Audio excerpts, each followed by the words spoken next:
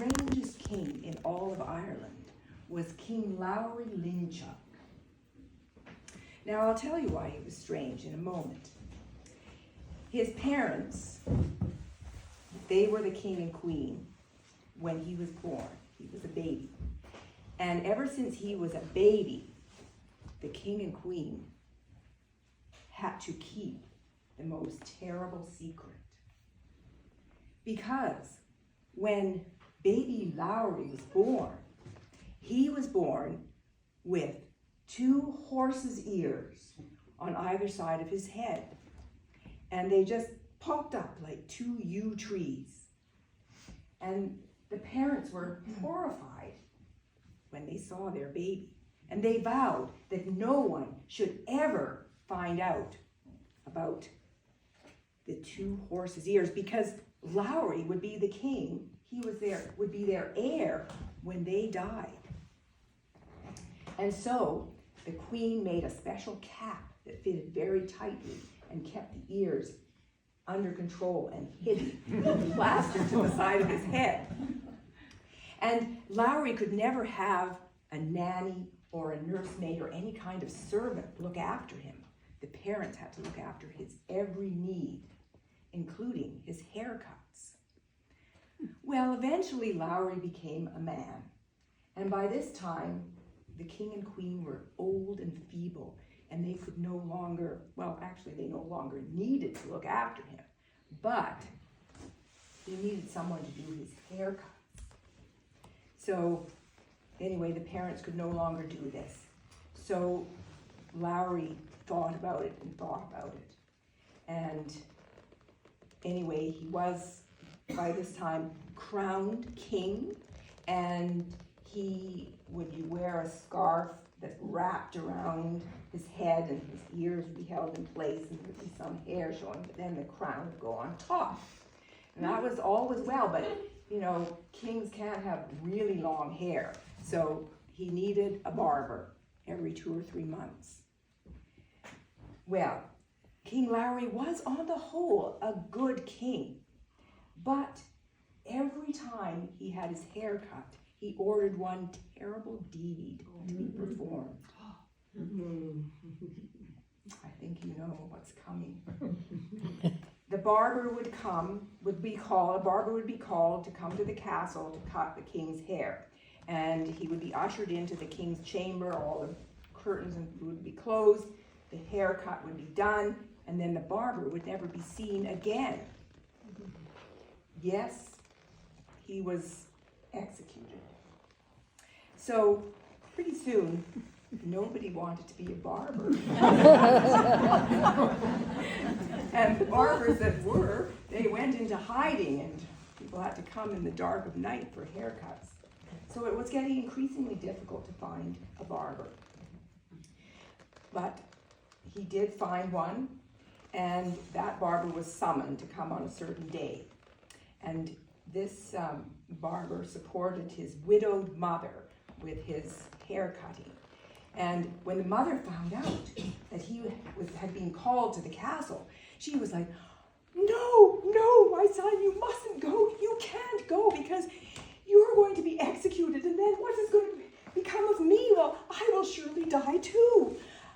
And then the young man said, well, there's nothing I can do, mother. I have to go. I've been called. Well, then I'm coming with you, and I shall beseech the king on your behalf. And so there was no talking her out of it. They made, on the appointed day, they went to the castle, and the mother held on so tightly to her son that the guards could not pry her loose. And so they were both ushered to the king. And the king was like, well, and who are you? To the mother. And she said, I am his mother. I am the barber's mother, and I am a widow. And if you execute my son, well, I shall surely die too, because he looks after me with his barbering.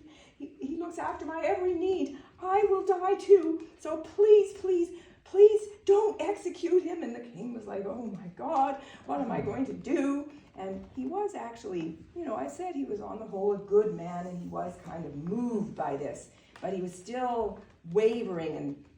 But then the mother said, whatever it is, whatever secret it is, we'll keep it. We won't tell anyone. So please, please, don't have my son executed.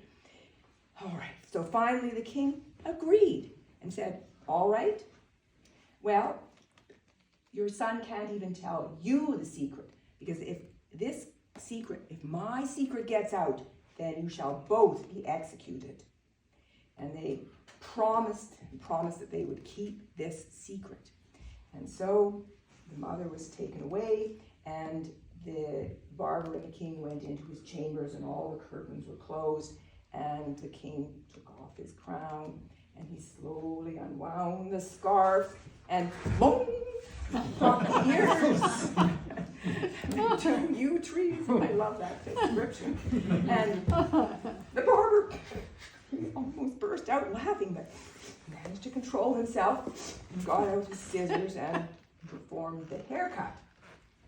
And the king thanked him and wrapped up the ears and put the crown back on, and was very pleased with his haircut, and said, well, remember, you must not tell anyone this secret, or you and your mother shall both be executed.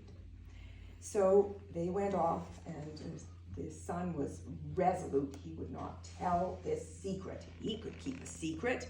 I mean, it's a pretty interesting situation that he had discovered, but he wouldn't tell anyone. I mean, life was more important than telling other people about this, what he had discovered. So things got kind of interesting, because the next day he opened the barber shop, and there were quite a few people outside, men, women, children, because they wanted to see whether he was still alive, and he was. And they were all like, oh, you're still here. Whoa, what happened? You must tell us. Come on, tell us. We don't tell anyone. This was like, no, there's nothing to tell, nothing to tell. Come, there's something going on. You must tell us.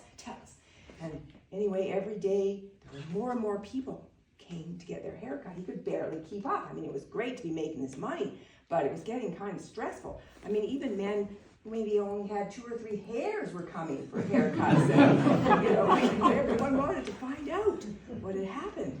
Well, then it was just getting really difficult. I mean, imagine if you had to keep a secret when everyone was begging you to tell them. And it was such an interesting story. Like, it would just be, you would just be, it would just be so much fun to tell that story. But no, he mustn't tell it. And then he just got to the point where he just couldn't stand it any longer, keeping the secret. He began to have trouble sleeping. He couldn't eat. And he dreaded opening the door, to let everyone in. So finally, his mother noticed what was happening and said, come on, son, eat, you must keep up your strength, but he couldn't, one morning he just couldn't get up. He just locked the door and he just stayed in bed. Days went by and wouldn't eat, and finally his mother thought she must call the doctor. And the doctor came and examined him and said, well, I can't find anything wrong with your son, so is there something bothering him? And the mother was like, yes, you know, the secret. The secret? Yes, the king's secret. Oh, right, of course. Yes, he's been keeping a secret. Well, could he tell you? No, we'll be executed. There must be someone he could tell the secret. He must offload this secret. We can't tell anyone or we'll be executed. And the mother got very emotional. But so the doctor finally said, all right, I know what to do. I'll go and talk to your son.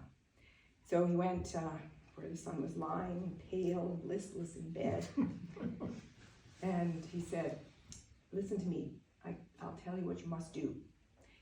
Down by the river where the rushes grow, there's that very large oak tree, the big one. Yes, everyone knew where that was. Well, you must go down there and you must tell your secret to the oak tree. Okay, all right. Then you will feel better. You'll see. And so the young man tossed and turned all night, but finally in the morning he decided, all right, there's nothing, what have I got to lose? So he dragged himself out of bed and weakly made his way down to the oak tree.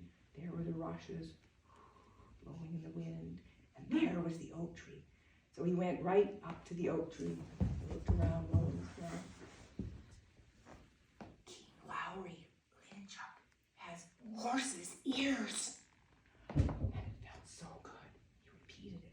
King Lowry Linchuck has horse's ears.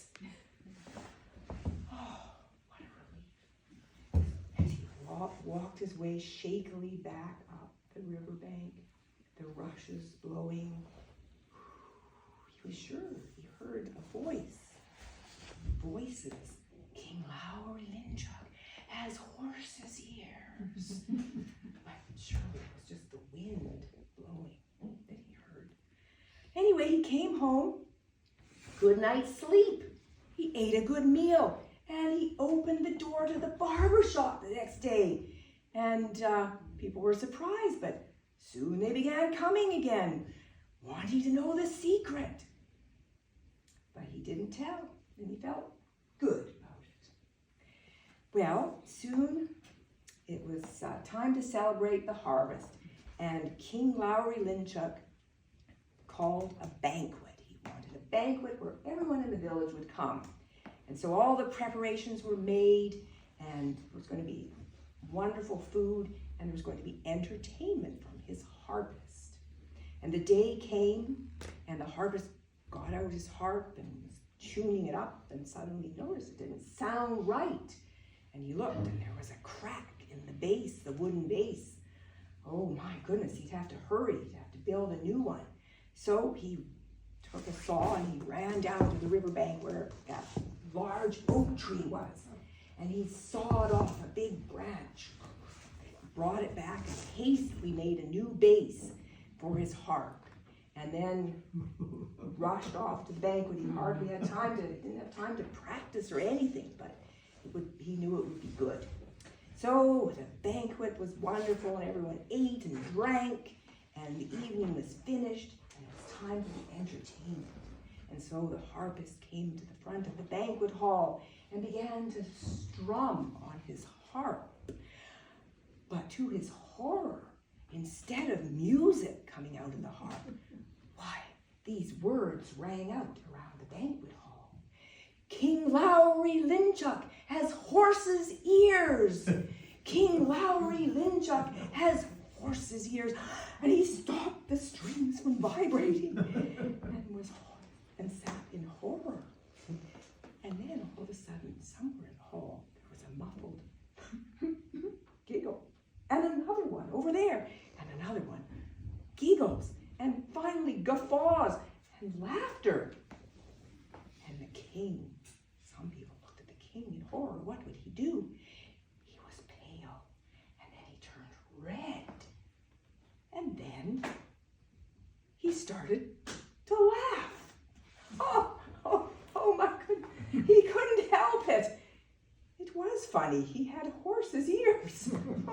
So he removed the crown and he unwrapped the scarf and up popped the horse's ears. And never before or since was heard such laughter in an Irish banqueting hall. And all the barbers breathed a sigh of relief. And from that day forward, there was never another execution in Ireland.